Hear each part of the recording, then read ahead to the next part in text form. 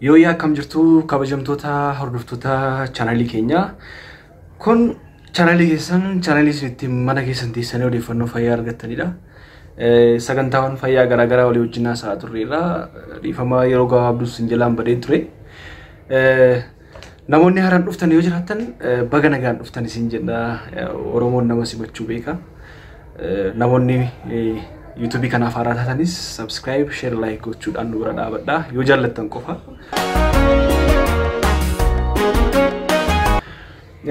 Sagantaa keenya guyyaa irraatiin sagantaa fayyaa keenya guyyaa irraatiin kan walii ilaallu akkuma namoonni baay'een nu gaafachaa turani.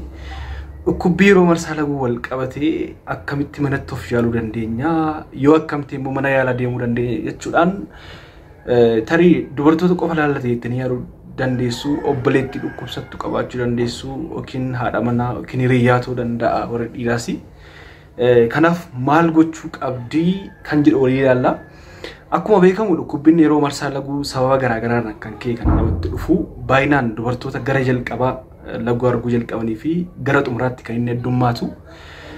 Dhukkubbiin kun kan inni dhufu sababa jijjiiramuu enzaayimootaaf hormoonirraa kan ka'e kan inni dhufu akkuma beekamu prostaglandin kan jedhamu maashaawwan gadameessaa kottoonfachiisuudhaani akka maashaan gadameessaa kottoonfatu gochuudhaan dhukkubbiin kun itti dhaga'ama dubartootatti jechuudha.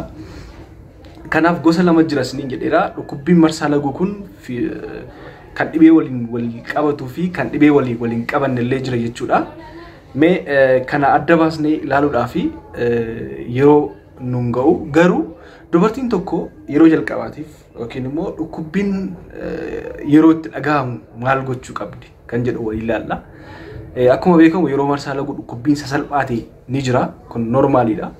Garuu dhukkubbiin tokko dubartoonni baay'een yeroo itti baay'ee sadarkaa hamaaraan isaan ga'ee amma hojiirraa isaan hambisu hanga of wallaalanitti kan ga'an jiru, amma mana barumsaa kan naqan mana barumsaa, hojii kan naqan hojii, akkasumas immoo hanga mana yaalaa dhufanii of wallaalanitti illee kan ga'an baay'een isaanii jiru. Kanaaf manatti maal gochuu qabdi dubartiin tokko kan jedhu tuqaawwan muraasa walii ilaalla. Jalqaba irratti qorannoowwan garaagaraa kan mirkaneessanii sochii qaamaa gochuu qabdi dubartiin tokkodha. Sochii qaamaa torbanitti yeroo 3 ol gochuun baay'ee gaarii akka ta'e yookiin immoo maashaawwan keenya relax ta'an godha. Akkasumas immoo hormooniiwwanii fi enzaayimoota qaama keenya keessaa jeeqamallee sirreessuu danda'a kan jiru jira jechuudha. Kanaaf sochii qaamaa gochuun yogaa kan jedhus yoo danda'ame yogaa exercise jettanii search gochuu dandeessu. Guyyaa biraas ni qabadhee dhufuu danda'a.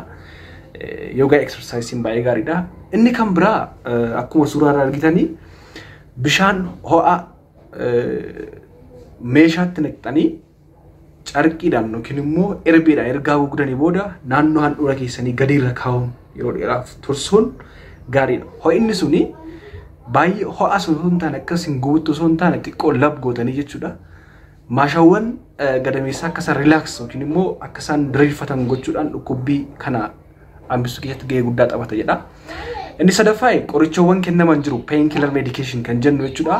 Qorichoowwan painkiller medication kunniin maaliif gargaaru? Jiru ibuprofen kan jedhaman qorichoonni kan biraas kan dhibee kana hir'isuudhaaf kennaman mana yaalaa fudhachuunis baay'ee gaariidha. Kan biraa nyaata maagneeziyamiin badhaadhan. Maagneeziyamiin elementiin maagneeziyam jedhamu dhukkubbii yeroo marsaa laguu kana hambisuu keessatti qooda guddaa taphata jedha. Kunis immoo kanneen akka nyaata akka baaqelaa yookiin urgoo yogurt kan jennu jechuudha yookiin immoo itittoo jechuudha afaan keenyaanii.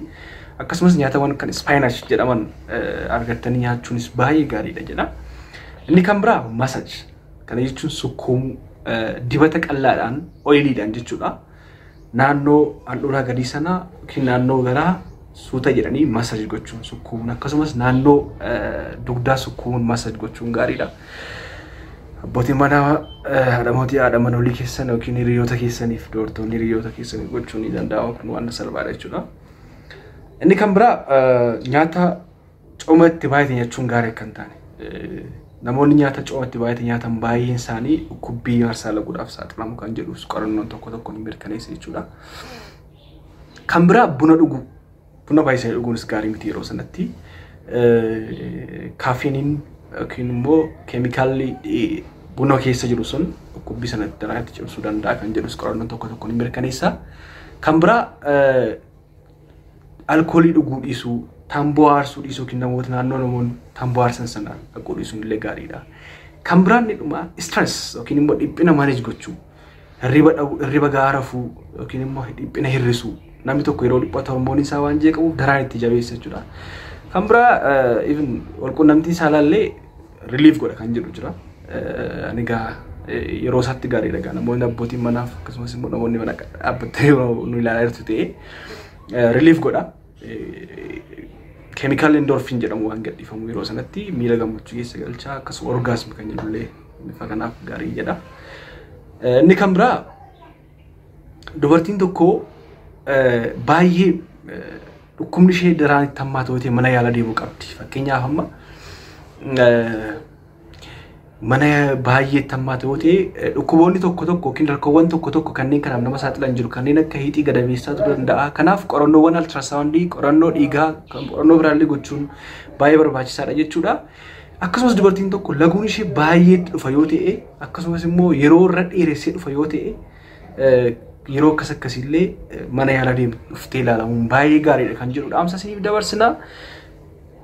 Kanaaf gabaabumatti salphaadhumatti manatti bifa kanaan of yaaluu dandeenya kan jedhu dhaamsa gabaabduudha.